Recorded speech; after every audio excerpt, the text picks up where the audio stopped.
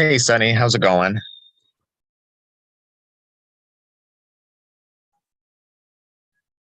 Can you hear and see me okay, Sunny? Yes. Hey, how are you? Doing well. How are you? Good. I had to take this from my car today. I'm running carpool and, you know, all the joys of trying to manage kids and a job. No, So, I completely understand. I got two boys that are on the younger side and two dogs and a full-time job, and so yeah. I get the chaoticness for sure. Yeah. I've got yeah, so today I've got a kid in summer camp, volleyball camp, and I got to take another one, or I got to take after volleyball camp to driver's ed. So Oh, I'm geez. just, You're running around all over today. yeah, so I'm like, I'll just do this from the car. Yeah, that works. Gives you some peace and quiet. Yeah. So, a little prep before I let everybody in. Um, so, we're recording this. So, if students or campuses aren't able to attend, we can send out the recording. But we're also streaming it live on our YouTube channel as well with Code Okay. of Success. Is that okay for you? Yep. Yep. Perfect. Awesome.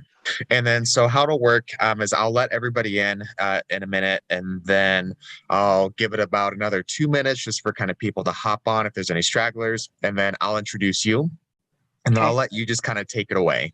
Um, and the main focus is, talking about the importance of technology, how it's for everybody, and the importance of learning it while you're still in junior high and high school, something like that.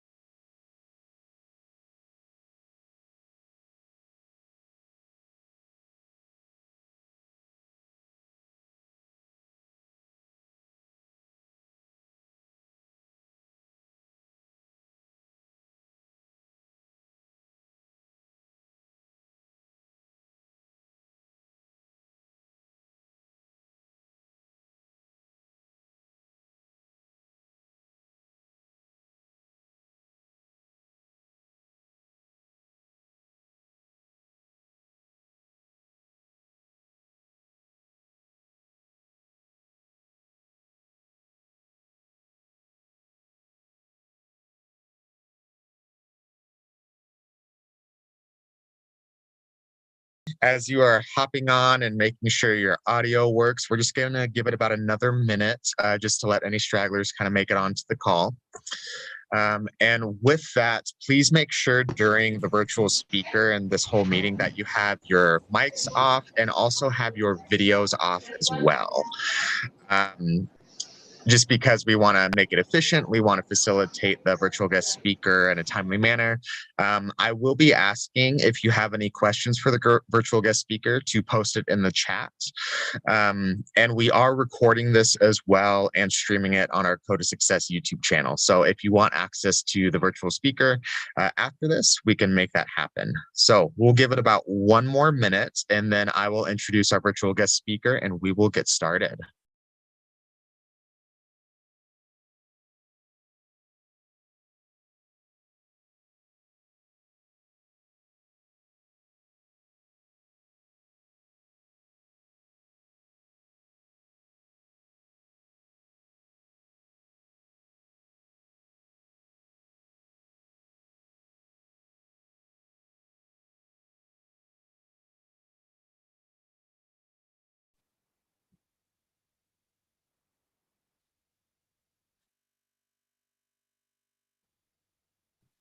All right, I think we'll get going. If you find me awkwardly pausing, it's probably because I'm adding participants, so bear with me on that. But I'm really appreciative for our virtual guest speaker today. We have Sunny Washington, and she has miles and miles of experience in many different capacities, and so we're very lucky to have her speaking today. And so Sunny has spent over 20 years working at technology and the industry in Silicon Slopes, which is the big tech industry hub in Utah by the point of the mountain, and it's kind of spreading outwards now with a lot of the startups that are going on. And Sunny's worked in multiple capacities, so bringing digital literacy certification programs to over 80 countries, primarily working with K through 12 institutions. She also was part of the early team at Instructure, which, if you don't know, Instructure is the company that created Canvas. And I'm sure all of us are very familiar with Canvas, either as a student or an educator. And then she's also started her own company called Because Learning, and it's bringing space experiments and STEM education to K through 12 institutions globally, which is fantastic. And then she's also moved into the political sphere as well, working in the local political scene by starting Utah Tech Leads, which is a political action committee, or a PAC, to get Utah tech companies to get more involved with legislative campaigns. In addition to her, work experience, she also is a board member of Equality Utah, as well as on the board of trustees of Salt Lake Community College. She lives in Salt Lake County, has an amazing husband, 2 daughters, and 2 apparently they're terribly behaved labradoodles, but I'm sure they are still very cute as well. So with that, I'll introduce Sunny to virtually guest speak, and just please keep in mind to have your mics and your video off, and then we will do a Q&A towards the end of Sunny's presentation. So go for it, Sunny. Okay, well, hi everybody. Isn't technology great that we can do these things virtually? I'm doing this from my car right now as I wait for a kid to finish getting ready for driver's ed. But yeah, I'm so glad to be here. One of my most favorite things is talking to students and educators. I spent a lot of time in this space. And really what got me is I used to be at a company where we taught, this is 20 years ago. So we taught people how to use computers for the first time. And it was a lot of women who were maybe getting into the workforce for the first time, or people who, for some reason or another, hadn't worked and then, needed to support a family. And it was life-changing. And for me, that was the thing that really got me excited about technology and in education. As you know, I started working with the team to do Canvas. You may like me or hate me, that's the reality. But that was another way for me to really get integrated with education. And, I will say that, and I'll tell you a little bit about my background. My parents immigrated here from Korea back in the 70s and came to Utah. And, my dad in particular came from a very very, very poor family, farmers. And because he was the oldest, that's the only reason why he was afforded the opportunity to have the education, because his younger brothers were not. And when we moved here, not knowing the language, I was born here. I really saw the emphasis of education, growing up. And my dad was an engineer. And when I was about 8 years old, he had made a computer and brought it home. And, back then that was just so uncommon to have your own computer. But what was really cool about it is he lifted up the top, because there would be like this little box. And, oftentimes we look at, our phones and iPads and all of these things as this black box, but you could lift it up and I could see the chips and I could see everything, how it was integrated on these motherboards. And that was incredible to me. And I think that's what really kind of solidified my interest in education. Now, when I was in seventh grade, it was required that everybody took a programming class. And I hated it because I could not understand why, if I missed a colon or I missed one thing, why the whole program wouldn't work. And I remember my dad saying, computers are dumb. You just tell them what to do. And if it's doing dumb things, then you're dumb.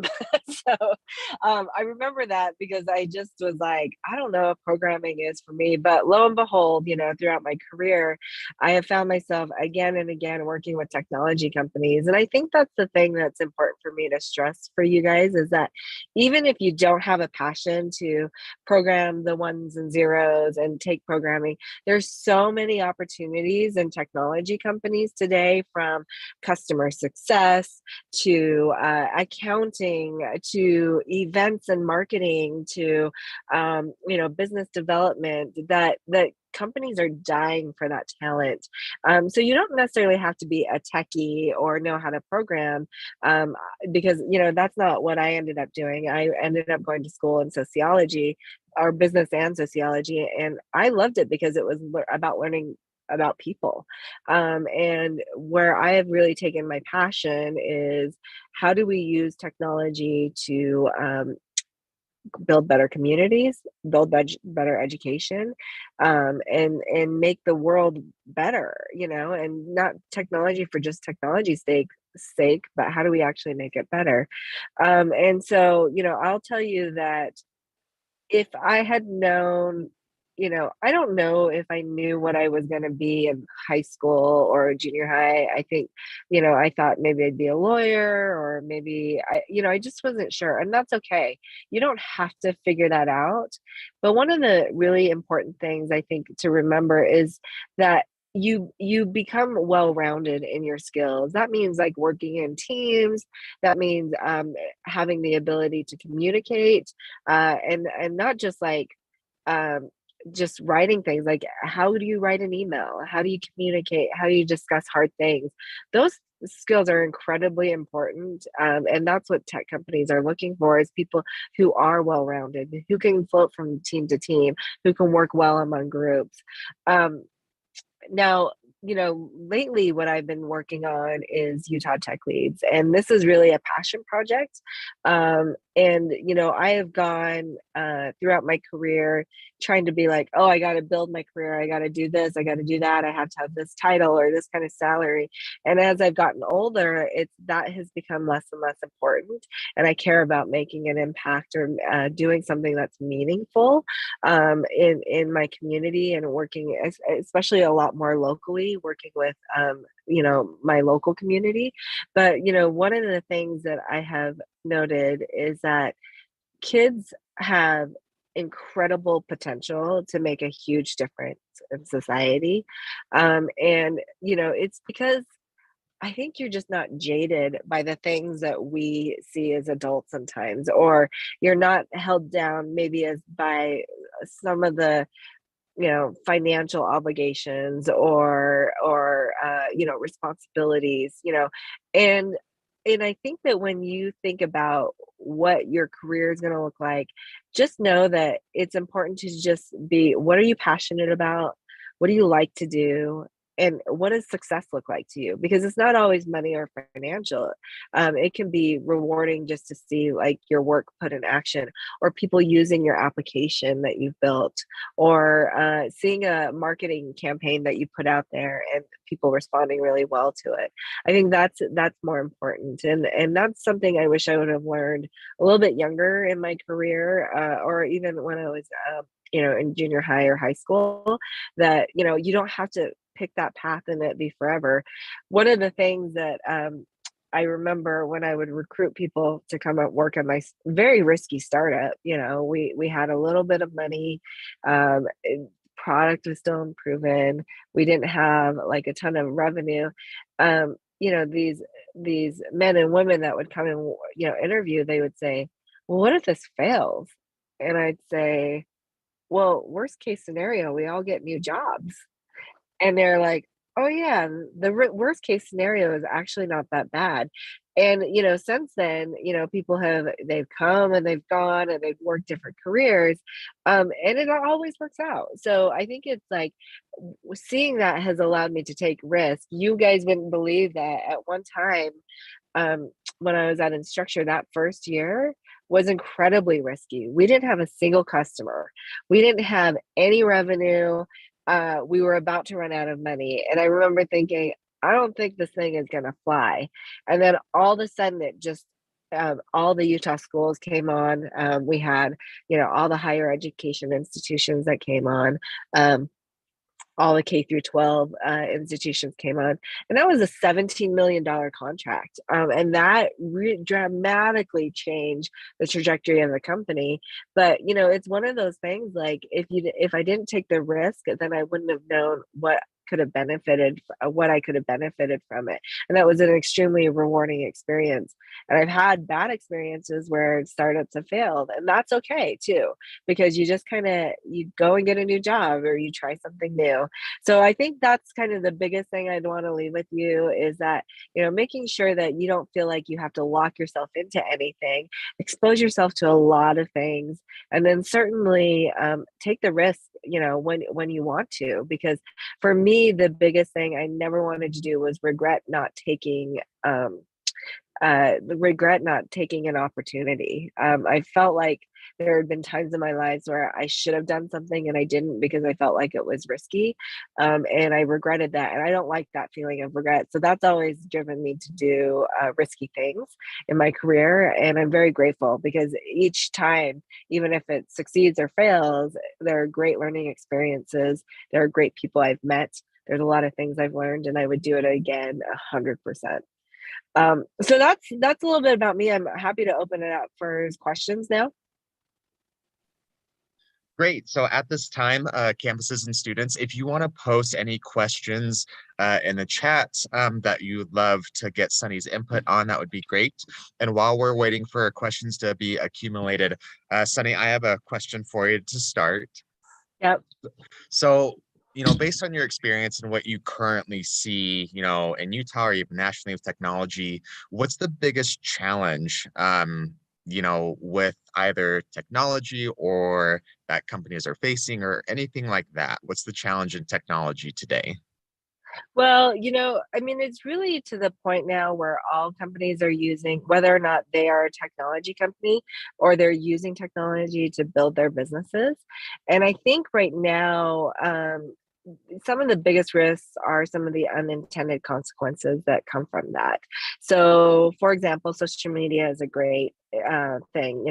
It's been able to connect communities and everything, but I do think that there have been some unintended consequences with maybe some of the social like disinformation getting out there, the online trolling, things that you don't always foresee. And I happened to listen to a book over the weekend called The Ugly Truth, where it talks about Mark Zuckerberg and some of the things they could have never foreseen that. And so I think those are the challenges is, when is regulation, appropriate? When do we kind of take a step back and be like, maybe technology isn't always good.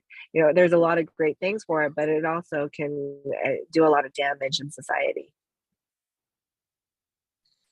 No, that's a lot of great feedback. And I feel it's important to, always, talk about the social media aspect of things and the regulation side, because I'm not sure if that's something that's necessarily consistently talked about, especially, with our junior high and high school students as well. Yeah. So that's good to mention. All right, and it looks like we have some questions flooding in, so I'll start filtering some of them.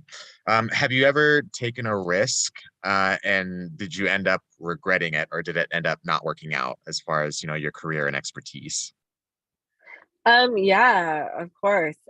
There is some regret. So like for example, when I started my company, I had just come off a really successful um, experience with Instructure. We went public, and there was a cash windfall for me, and and I was like, well, I'm going to go build my company now, and it was incredibly hard, and it was not the same trajectory, and what I didn't know that it's harder for women and people of color to raise money.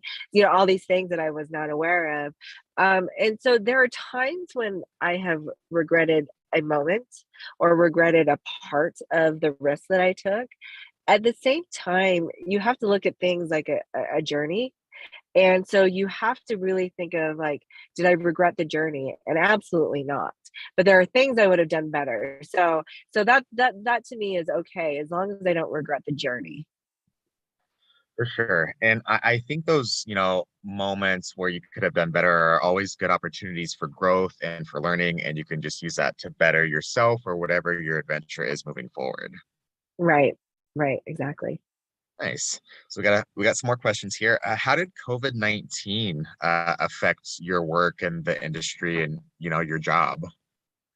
Yeah, I mean, it had a pretty big impact. So at the time I was running my company, we were hands-on STEM kits designed for classrooms.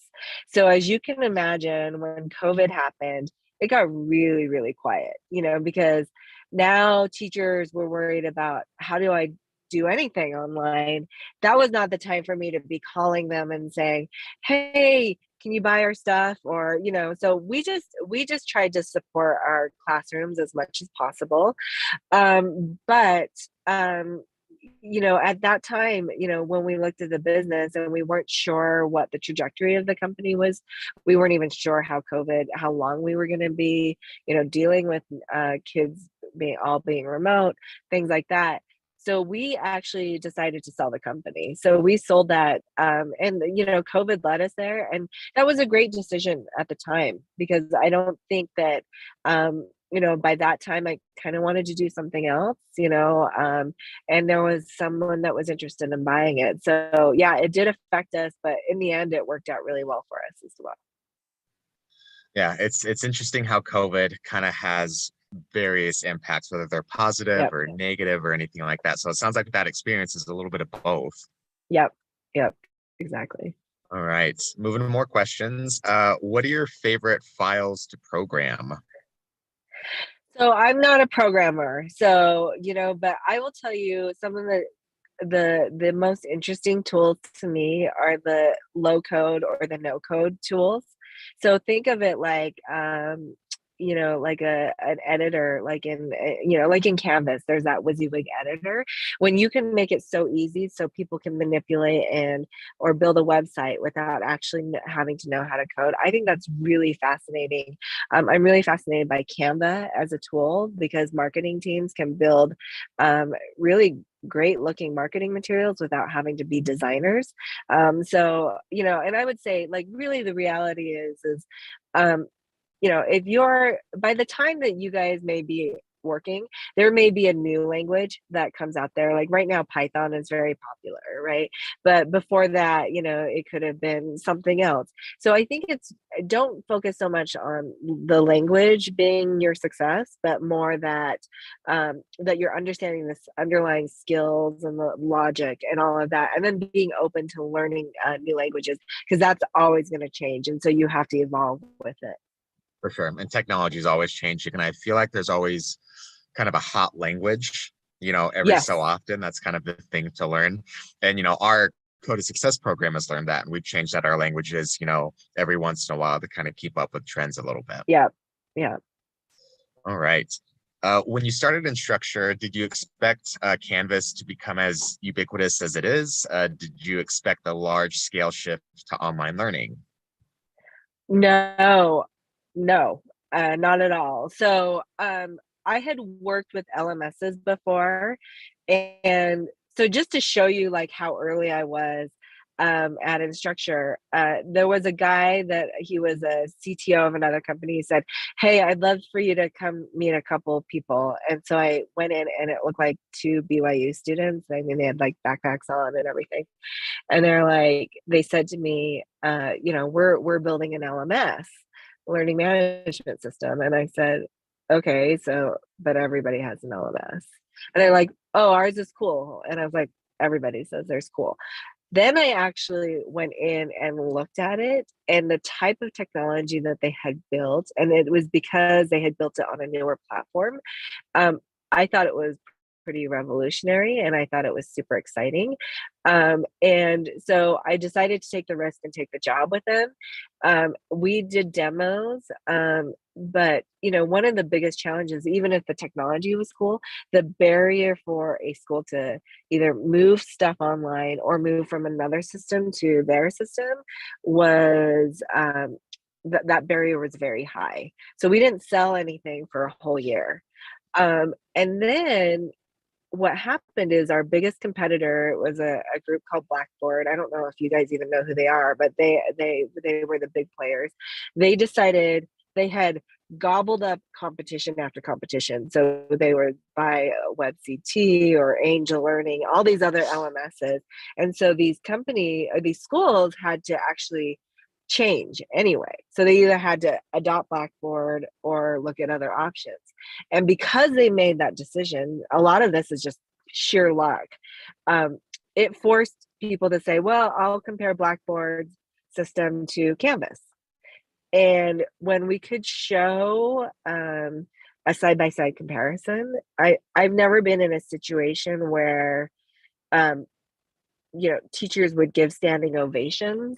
Um, we did things like allowing for drag and drop or even allowing to hit the back button like that at that time. So this is like 2010, 2011 was revolutionary for an LMS, and we would get standing applause and I was like, oh my gosh, so that was kind of really fascinating. And then from there, because it was like a sheer rocket ship, like nothing for a year, and then it just really took off. And when I see Canvas being used all over, I mean, that's incredible to me because who knew, right? Who knew that it would be where it's at today?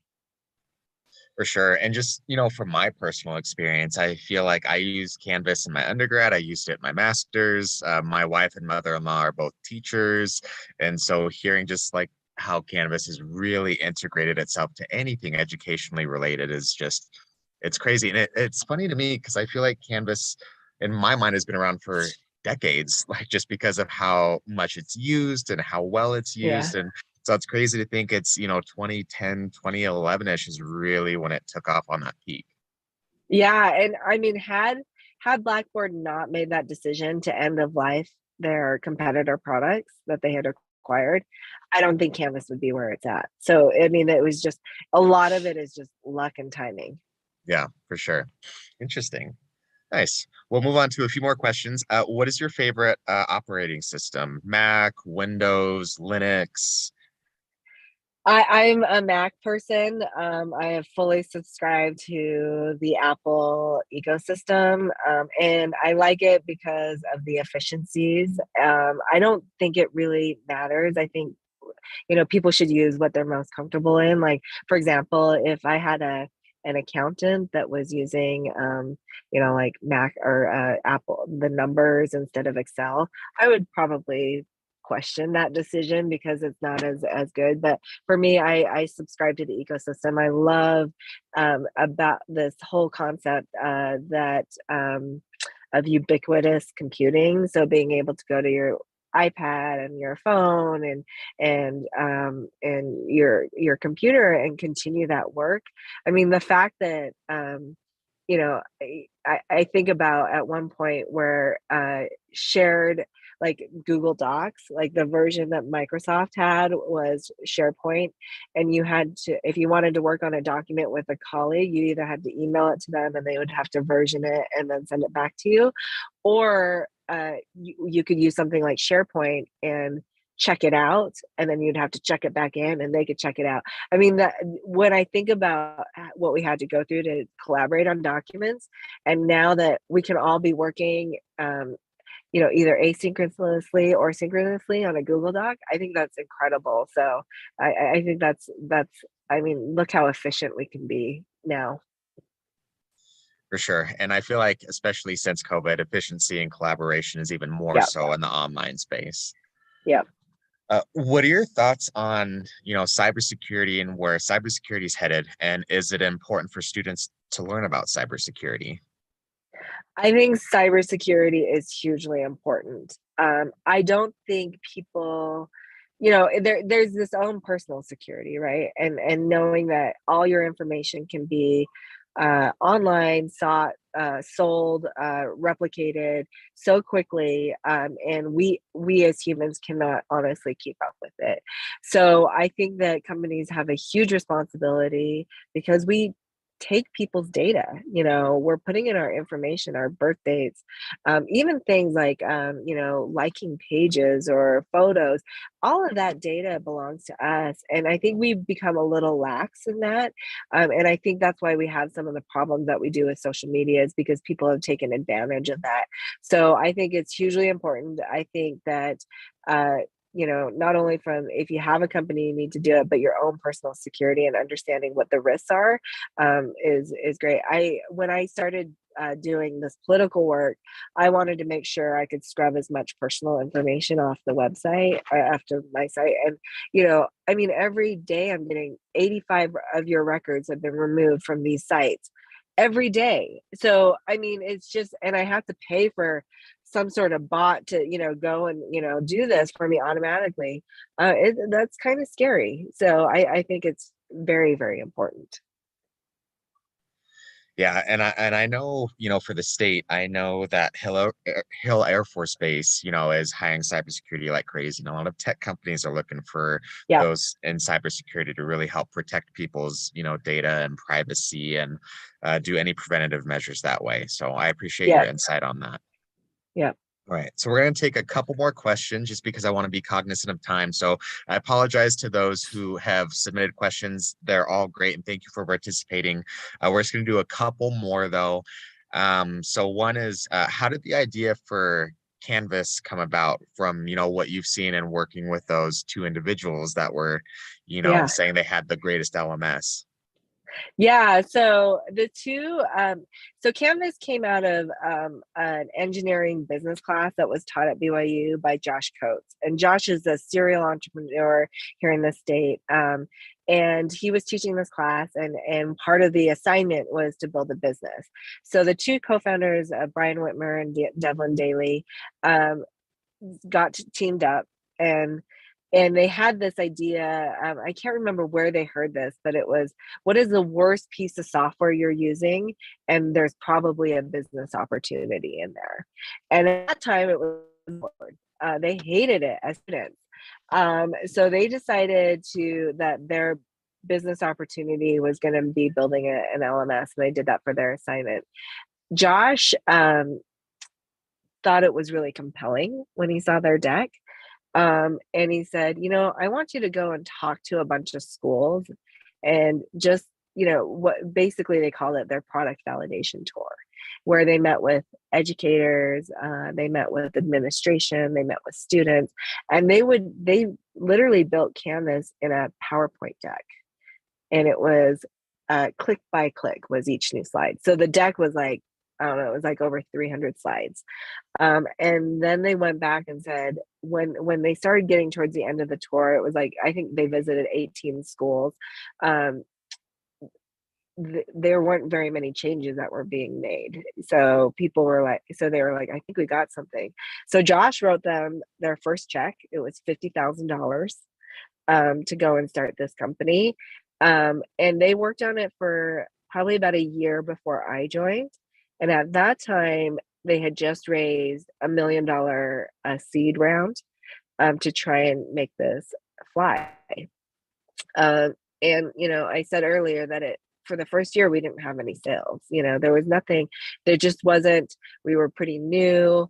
Uh, Big universities weren't willing to take the risk, to implement a unproven system at that point. There was just a lot of things in the way, and then when Blackboard made their decision, that really opened up the floodgates. I always think it's so interesting to know the behind the scenes stories. And I think our students and our educators like knowing that as well, especially since it's a tool all of us are using or Yeah, have used at some point. So it's interesting. All yeah. right, two more questions for you. And it's funny because every virtual guest speaker for the last few summers I've done this, students always ask about gaming. And so are you yourself a gamer or are your kids gamers? And if so, what is the preferred gaming console or PC or anything like that?